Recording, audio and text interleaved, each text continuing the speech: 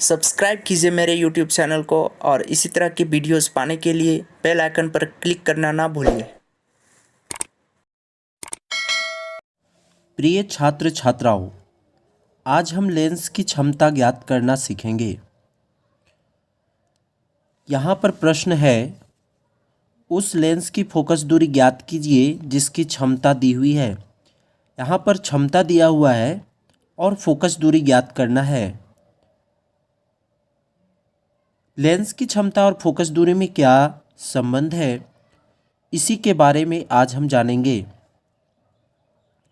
जैसे प्रश्न संख्या ए में देख रहे हैं आप, लेंस की क्षमता दी हुई है -2 डायोप्टर। यहाँ पर माइनस साइन जो दिया हुआ है ये दर्शा रहा है कि ये अवतल लेंस है। किस प्रकार का लेंस है? अवतल लेंस है, क्योंकि अवतल लेंस की जो क्षमता होती है वो माइनस में आता है। तो लेंस की जो क्षमता है वो -2 डायोप्टर दिया हुआ है। हमको इसकी फोकस दूरी ज्ञात करनी है।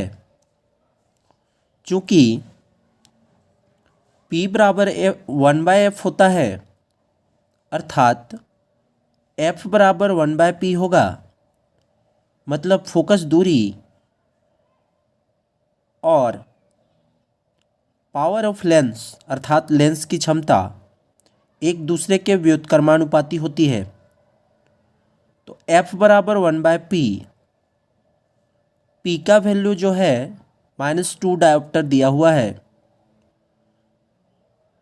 तो ये f जो हो गया वो 1/-2 हो गया। डिवाइड करने पर ये जो है, अगर हम इसको सेंटीमीटर में लाएं तो 100 से यहाँ गुना करना पड़ेगा, क्योंकि ये जो वैल्यू है ये मीटर में आती है। अर्थात f is equal to 1/-2 into 100।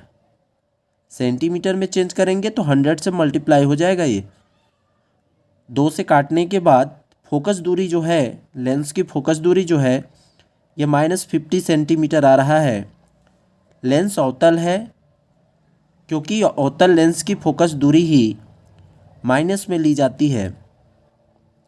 हम यहाँ पर लेंस किस प्रकार का है यह आसानी से जान सकते हैं। यदि उसकी क्षमता माइनस में होगी तो यह अवतल लेंस होगा, और यदि उसकी क्षमता प्लस में होगी तो वो उत्तल लेंस होगा। अगला प्रश्न है, लेंस की क्षमता +4 डायोप्टर दी हुई है। यहाँ पर प्लस का जो साइन है ये बता रहा है कि ये किस प्रकार का लेंस है? उत्तल लेंस है, क्योंकि याद रखेंगे उत्तल लेंस की क्षमता प्लस में ली जाती है। उत्तल लेंस की क्षमता प्लस में ली जाती है, क्योंकि इसका फोकस दूरी भी प्लस में लिया जाता है। तो f is equal to 1/p, lens की फोकस दूरी और क्षमता एक दूसरे के व्युत्क्रमानुपाती होती है। अर्थात अगर फोकस दूरी ज़्यादा हुआ तो उस लेंस की क्षमता कम होगी, अगर फोकस दूरी कम हुई तो लेंस की क्षमता अधिक होगी। व्युत्क्रम का यही अर्थ होता है। f इज इक्वल टू 1/4 हो गया। पावर ऑफ लेंस हमने डाल दिया +4। जो है, जब इसको सेंटीमीटर में चेंज करेंगे तो 100 से मल्टीप्लाई कर देंगे। 4 से 100 को जो है काटा जाएगा तो फोकस दूरी आपका आ जाएगा +25 सेंटीमीटर। इस प्रकार से इस लेंस की फोकस दूरी +25 सेंटीमीटर आ गया, तो यह उत्तल लेंस है जिसका फोकसांतर या फोकस दूरी 25 सेंटीमीटर है। धन्यवाद।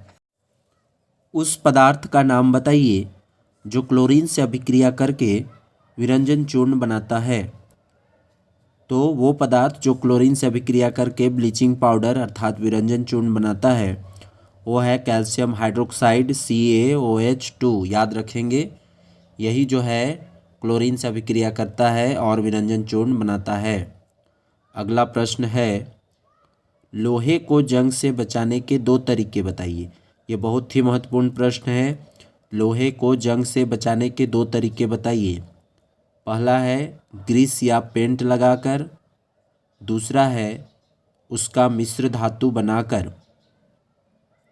ग्रीस या पेंट लगाकर और दूसरा है उसका मिश्र धातु बनाकर।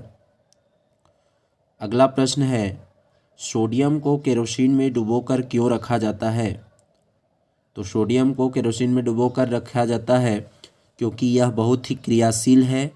जब वायु या जल के संपर्क में आता है तो तुरंत अभिक्रिया कर लेता है और इसमें आग पकड़ लेता है। इसीलिए सोडियम को क्या करते हैं, केरोसिन में डुबोकर रखा जाता है। सोडियम को केरोसिन में डुबोकर रखा जाता है। प्रिय छात्र छात्राओं, आज हम भौतिक शास्त्र और रसायन शास्त्र के कुछ महत्वपूर्ण प्रश्नों के बारे में जानेंगे। पहला प्रश्न है दंत क्षय कब होने लगता है।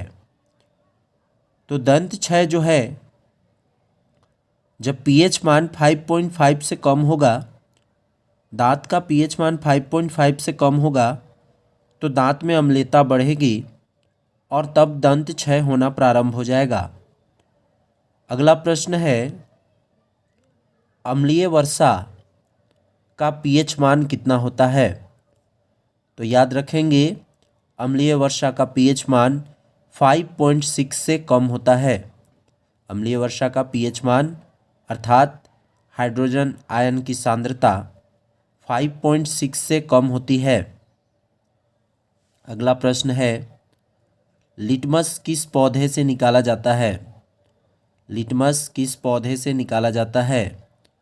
तो लिटमस लीचेन से निकाला जाता है। लीचेन पौधे से लिटमस जो है निकाला जाता है। अगला प्रश्न है डंक मारे स्थान पर क्या लगाना चाहिए। डंक मारे स्थान पर दुर्बल क्षारक जैसे बेकिंग सोडा। डंक मारे स्थान पर बेकिंग सोडा का उपयोग करना चाहिए।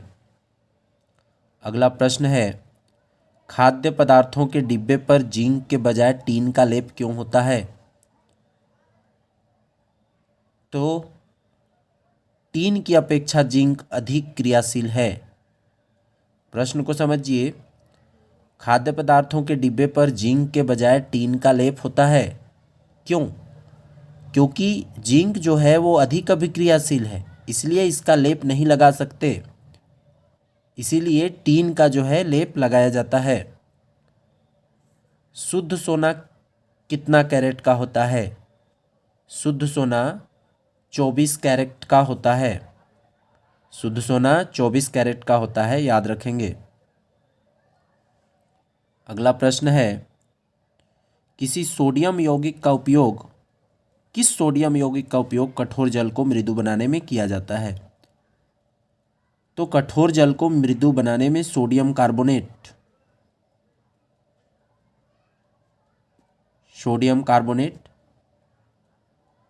10H2O, ये जो है हमारा धोने का सोडा है। धोने का सोडा का रासायनिक सूत्र है Na2CO3 10H2O।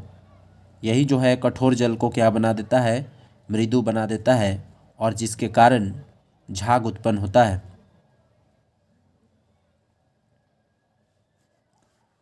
कोई किसान खेत की मृदा को किस परिस्थिति में बिना बुझा हुआ चूना या चोक का उपयोग करेगा। तो इसमें इसका जो है आंसर होगा बिना बुझा हुआ चूना या चोक जो है ये क्षारीय प्रकृति का है। और जब मृदा में अर्थात मिट्टी में अम्लीयता बढ़ जाती है, जब यह प्राकृतिक अम्लीयता बढ़ जाएगी, इसमें जो है अम्लीयता बढ़ने पर इस मृदा में बुझा हुआ चूना डाल सकते हैं या बिना बुझा हुआ चूना डाल सकते हैं या चोक का उपयोग कर सकते हैं। ये जो है इस प्रकार से।